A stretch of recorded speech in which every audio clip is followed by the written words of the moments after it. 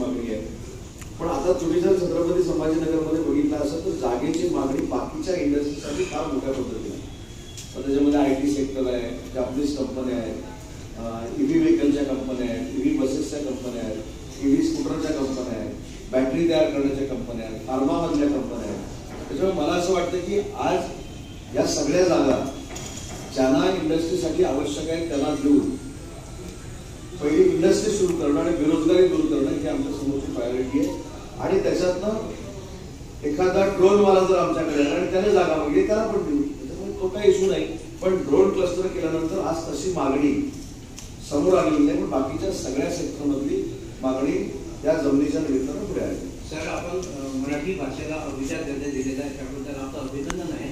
परंतु दुसरीकडे अशी परिस्थिती आहे की महानगरपालिकेच्या शाळा आणि जिल्हा परिषदेच्या मराठी माध्यमाच्या शाळा बहुतांश बंद होण्याच्या मार्गावर आहेत. या संदर्भात या संदर्भामध्ये दोन महत्वाचे मुद्दे असे आहेत की मराठी भाषा हा जो विभाग आहे तो मराठी भाषेच्या जतन, संवर्धन आणि प्रचारासाठी, म्हणजे माझी जबाबदारी हटत नाही. पण शालेय शिक्षण असेल किंवा उच्च तंत्र शिक्षण असेल याच्यामध्ये देखील मराठीचा वापर असला पाहिजे याचा निर्णय मी स्वतः उच्च व तंत्र शिक्षण विभागाचा मंत्री असताना घेतला. आणि इंजिनिअरिंग देखील मराठीतनं असलं पाहिजे म्हणून इंजिनिअरिंगची पुस्तकं देखील मराठीतनं आपण सुरू केली. आणि देशातलं पहिलं मराठीतून शिक्षण देणारं इंजिनिअरिंग कॉलेज हे पुण्याच्या पिंपरी चिंचवडमध्ये सुरू करण्यामध्ये आपण यशस्वी झालो. मला असं वाटतं की महानगरपालिकेच्या शाळा आहेत, आयुक्तांनी पुढाकार घेतला पाहिजे. आमचा विभाग त्याच्यासोबत आहे. शालेय शिक्षणामध्ये जर करायचं असेल तर आपण मराठी भाषा म्हणून त्यांच्यासोबत राहू. पण या सगळ्या गोष्टीमध्ये पालकांची मानसिकता जी देखील आहे ती देखील अशी बनली पाहिजे की महानगरपालिकेच्या शाळांमध्ये आपल्या मुलांना घातले पाहिजे.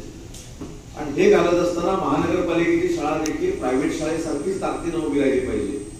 हे इन्फ्रास्ट्रक्चर तयार करण्याची जबाबदारी आमच्या सगळ्यांची आहे. तरच याच्यामध्ये बदल होऊ शकतो.